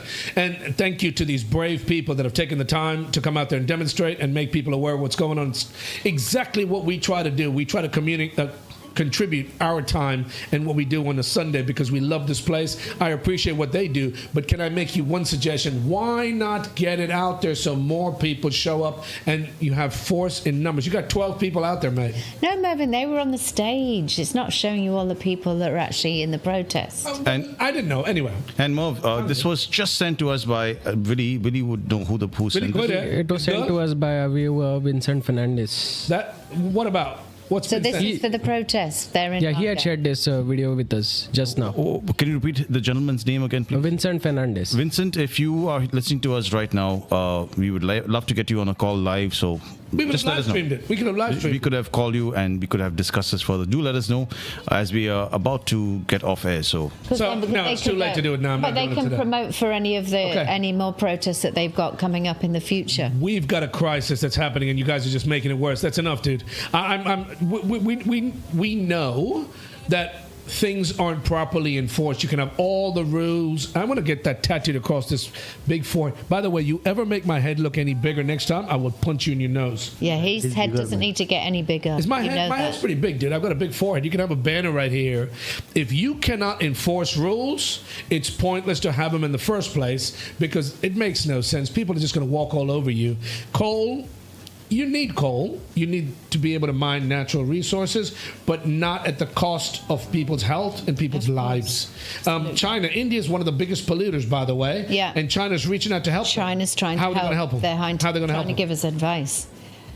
Learn from somebody. Now, China's had the issue in the 2000s. Yeah. Like what's going on in Delhi right now. The smog, you can't breathe. Pollution, killing people, lives. Mops a market, mate. Again, we come back to people's lives, human life. There is no amount of money that can bring somebody back from the dead. You know, Merv, on the coal issue, you know, the fear is that the manner in which coal is transported, either through the double tracking of the railway line or through what you call vehicles, when I say vehicles, big trucks, is because there's no measures put in place to ensure there's no coal spillage or release of coal dust. Why? Because most of these trucks or the carriages of the train, they're open. So simple things like what did I say 5 minutes ago? These guys know the solution. Cover the damn trucks or cover the damn carriages or water down the coal so that it doesn't release dust. Mr. Why can't the government work on these simple solutions, man? Because what's the E word? I just said this 5 minutes ago. I've said this 10 times today, and I've probably said it 100 times over the 30 episodes. It begins with E. Yusuf. Yeah. What is the word that sums up the frustration in the studio? My frustration. It begins with E. I'll give you 3 guesses. What 3 guesses? Are Baba Madzo. You made 3 guesses. He needs 3 guesses to hear the 3 guesses. What Ajoy is saying about coal, you know, it's got to be covered. It's got to be transported. You can't. What? What is it? Coal, more. Coal, yeah. Coal. Coca-Cola no. Coal. Tu barbecue ko tato koso. Yeah, I know that.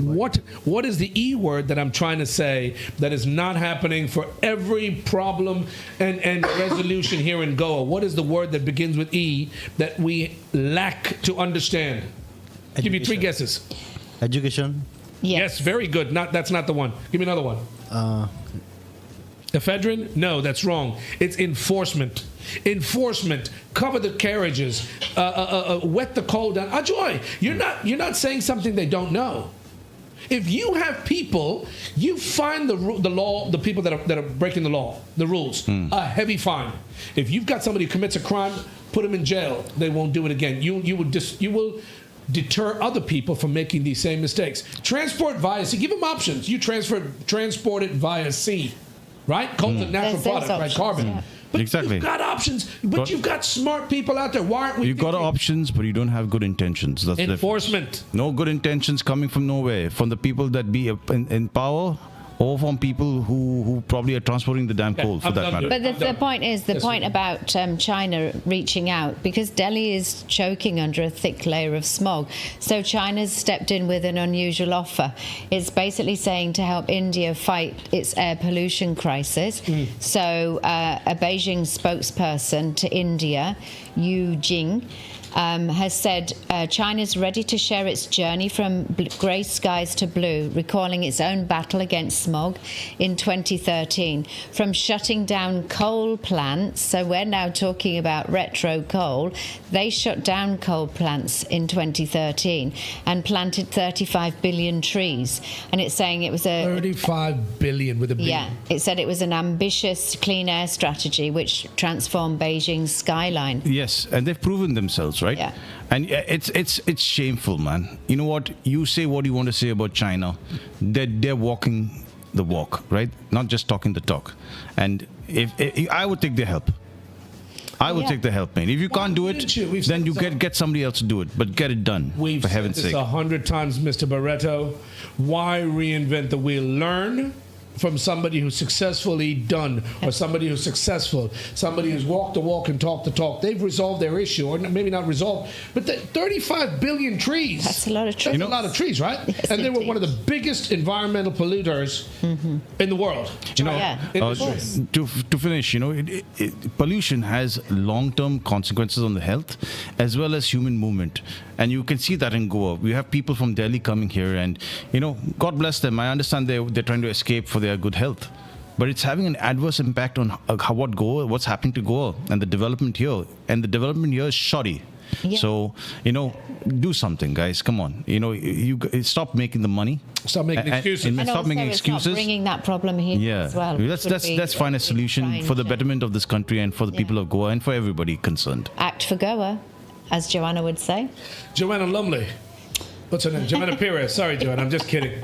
My wife's name is Joanne. But Joanna mentioned about Act for Goa. Put the goddamn website. Has there been any development, any numbers? Well, we need to get in touch with her. Yeah, she has to come and call. She has to call her. We'll have to contact her. We do need to get back in contact, see what initiatives they're moving forward. And her husband. What was it? 100 points for anybody who could name her husband. What was her husband's name? He's a German man. No, his name is not German man. His name is not German man. I said he's from Germany. There are a lot of people that are trying their level best. And it's so sad because we've got leaders that are leaders. They're called leaders. They should be leading. They should be making a change, a difference. And they're focused on the wrong things. And nothing's going to change until we make that change.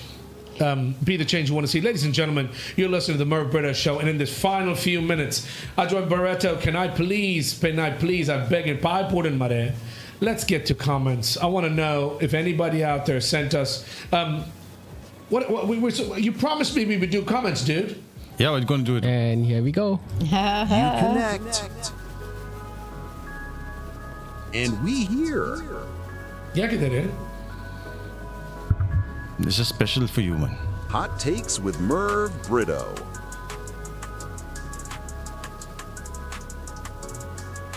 Oh, here you go, Merv. This is your first comment for the video about Mapsa Market. People have no civic sense. This is from @REZR_AMX. I don't understand. People have no civic sense.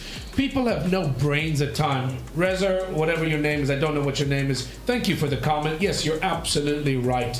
Put litter in its place. But more importantly, the enforcement of these rules that need to keep, that you need to enforce to keep people safe is what I'm trying to say. Public health and safety is very important. Joanne, we showed pictures of the Mapsa market where you can buy meats and product and produce. Of course. People pay taxes to have that building run. Whoever runs that building should be locked up in jail. There should be consequences. Nothing's changed in many, many years. I went to Mapsa market as a kid with my dad to buy fish. You've had this building structure in the center, in the heart of Mapsa, that should have been built up by now. You've got taxes, you've got municipalities, you've got budgets that should be used to maintain this and let people sell their wares and sell their products. Yeah. But it has to be maintained like any place in the world where people do business. Next comment, Mark. Yeah. No. E. coli and what was it, salmonella? Will kill people. Next.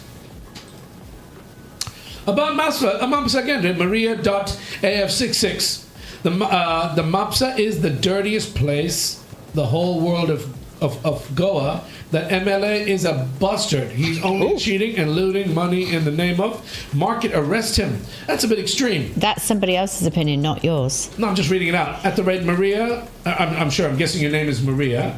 What I'm saying to you is, I agree. I'm not agreeing. Listen, he's not a bastard and lock him up. The point I'm trying to make is, you need to hold people responsible. Somebody's a bastard for that market, man. No, Baba, she's not. She's spot on, and they've been busted by showing it like that. Again, the big E, the enforcement. You're risking lives. Of course. So, Maria, I agree with you. I don't know the MLA personally. He may be whatever you call him. I have no clue. You can't lock him up. But, ladies and gentlemen, these officials need to learn to do their jobs or be held responsible. And enforcement, put practice in place. Put stuff in place to improve these things. Changed? Why is it still happening? Next. Thank you, Maria, by the way. Thank you, all of you guys. Deep trance. I like this. Biggest shop example trade license should be canceled. What are you saying to me? I'm saying slow down. You just go gobbling. Much time game, Ray. This is your viewers, Ray Baba. Come on, I'm so excited. Let's hear it. I'm so excited. At the rate Deep Trance has Take said. Sachin Tendulkar's advice. Slow it down. Biggest shop example trade license should be cancelled for a year at least. So that's a penalty. That's a great suggestion. That is a great example you want to make of somebody. There have to be forfeits. There have to be rules punishable by specific things that people don't want to experience. If you commit a crime, you get locked up. You get made. Hit them in the pocket. Pay a fine. A Deep Trance, I agree with you 100%. I love these suggestions. Can I ask all of you that have sent these messages, why does this continue to happen? Right? There's no enforcement. There's no changes to the rules and regulations, and we just let it happen, and people are risking their lives, and nothing changes. But the point is, Mervyn, you're saying why, but it's also about how, and the how is with these people bringing it to the forefront and having these activists in place and having people protesting and having people shine a light on these things. So as opposed to why, we're trying to flip it to how can we change them. Yeah. It's so easy. You guys make it so much harder than it is. You know why it's happening? Because the rules are not enforced and people are not being held responsible. Forget about the Mapsa market. I'm talking about the budget, about Goa, about India. Corruption, pollution. People aren't being held responsible. If somebody's in charge of overseeing a job, just like a CEO of a company who gets regulated 4 times a year when they have market reports, you need to be held responsible, and you get hit in the pocket, you get fined, you get fired, and you get the right people coming. Deep Trance, thank you so much for your comment. I agree with you 100%. Maria Nero, Maria Nero. Clap. We need to be responsible. Yeah, that's what we're talking about. That's an overstatement. That's an understatement. No. She's agreeing that we need to be responsible. I know, but that's what I'm saying, right? Maria, I agree with you 100%. Enforce the law, punish the people, don't encourage it. What you're doing by not enforcing it is you're encouraging and you're letting it keep happening. Yeah. Next, Bitcoin billionaire Sean. At the rate Bitcoin billionaire Sean. This is same all over India. What's new in this? Mr. Bitcoin billionaire Sean, can we take a loan from you for just $1 billion and I'll fix the problem? Vote for me as the I'll be the market. I'll take care of the market, dude. Yeah. Give me $1 billion and I'll fix it overnight. I can't fix it overnight. The point What, you'll do a Donald Trump and you'll just tear down the He's absolutely West Wing? right. I don't care what happens all over India, Sean. We're talking about our home, our backyard. People's lives are at stake. You need to hold the people in charge responsible. It may be the same all over India. Doesn't make it right. And we need to care. We cannot just give up on this cause. We have to care. Joke, Ajoy. Yes. Have you seen the state of the Mopsa market? Yes, we saw it last week. Yeah, it's horrible, It's man. absolutely disgusting. Horrible. It's Thank you, horrendous. Sean. Bitcoin. Are you really a Bitcoin billionaire, or is this? That's his handle, isn't it? But by the way, was it Donald Trump's torn down the East Wing or the West Wing? It's the East Wing, isn't it? Yeah, that's Donnie T. Next. Saiban. Patricia Nunez, 6551. Hey, now let's all get upset and angry because people are stating facts. DHIT, get your act together and stop living like pigs. We eat this man seriously. Yeah, that's frustration. That's anger. Yeah. Patricia, I agree with you 100%. Well, we know people who've given up chicken and stuff like that for them being not kind of kept humanely. No, you shouldn't have to. Yeah. If you hold people responsible for doing what they're supposed to, you're being paid a salary to do a job, and if you're not doing your job, you get fired. Yeah. Then you put another person that can do these jobs. I mentioned, I was dropping names last week, and I hope I didn't embarrass him. But you've got very credible, very, what's the word I'm looking for? Very capable people of doing these jobs. And if who's in place is not doing their jobs, you need to vote them out and protest. Patricia Nunez, thank you very much. That's our last comment for this video. Okay. Do send us more comments, guys. We really love your interaction and your comments. Where can I send you? It's on the bottom of the screen there across the yellow, what is that, a banner. Yeah, basically. Ladies and gentlemen, we've come to the end of the show. This is all social media handles. Tell me, Ajoy. So basically, connect with us on Instagram, X, WhatsApp. That is 750-7246-246. Why do you make it so complicated, dude? You make it sound so... 7507-246-246. Thank you, Joe. Okay, we have our Facebook page, our web page as well, themervbrittoshow.com, and of course YouTube. Do subscribe on these pages because it really helps us, and your comments are wonderful. Keep them coming. Are you responding to any of these comments? Like, share, subscribe. Like, share, subscribe. Can we do a song about that, Neil? We should do a jingle. No, we should do a jingle. Don't ask Neil. Neil's awake. This other Charlie's asleep. Share. Oh my God. I was going to say, I think, you should be in charge of the Mops and Market. Absolutely, but actually, I think you need to give Ajoy some special cred for making you guys tea today. Because you were all feeling a little bit ropey, and he made you all tea, which I thought was very sweet. But I did that in fond memory and thinking of Shobha, who does that for us every day. God bless you, Shobha. Who also help us around the show. Yes. I don't mention them frequently, but they do a lot to help us out. Ladies and gentlemen, you've been watching the show. Can I just shout out? I'm really sorry, Christiane. I forgot to wish you on the 7th for your birthday. Which Christiane? Christiane, Andrew's wife. I spoke about her last week and to say wishing her in advance, but I'm really sorry. I actually forgot to wish you on the day of your birthday. I hope you had an amazing time. Wishing you love and luck for the year ahead. Ladies and gentlemen, we've come to the end of another show, another episode. We thank you for joining us. I'm feeling really, really ropey. And I'm getting back to Lucy 69, who just came back from Thailand. I think it's you who was sitting next to me with your bass voice. He learned a lot of Thai, by the way, when he was there. You know what I'm saying? He was teaching me Thai. So is a lady boy that's come back? He's not a lady boy. He's a married man. But that's where I got sick. Oh, very I thought he handsome brought man. a lady boy. First, no touching. 1 year in Thailand. Are you talking about No, Khalid? No, not Khalid, dude. He's still in Malaysia. I'm talking about another friend of mine. Sawadika. Sawadika. Cannot touch la. I love you long time. No touching. Pay first. He was sitting next to me, and he's the reason I'm feeling ropey today, and I can't say his name. What do you mean by ropey, by the way? I feel like shit. Okay. Feeling ill. And He's got fever. Were you touched inappropriately? It wasn't touched inappropriately as a Hi, Joe, I'm worried about you. What's wrong with you? Hey, I'm not in front of the Seriously, in front of the this is camera, after last so I can week's get away with comment, and more I of said you. that was out of order, and that was just not like you. We've enjoyed this doing this show, and this is our little way about contributing back and giving back to something we're so passionate about. We do this every week. Ladies and gentlemen, you've been tuned to the Merv Britto Show. I hope you've enjoyed it as much as we've enjoyed educating and possibly entertaining you. Any last minute shout outs, birthday wishes, congratulatory wishes? Son? I'm thinking that we have a special segment for people to let us know who they want to connect with, and we'll make that happen. We'll do special shout outs on this show, all of that. Man, this is going to be a fun show. And it's all about you guys. Yeah. Excellent.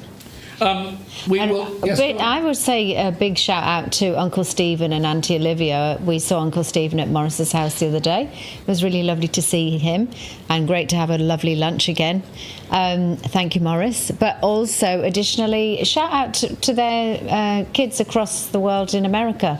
So it's always nice to connect people as well, because they're in San Francisco, his kids, aren't they? Yeah. Ladies and gentlemen, this has been an absolute pleasure, and we'd love to do this all over again next Sunday live at 6 p.m.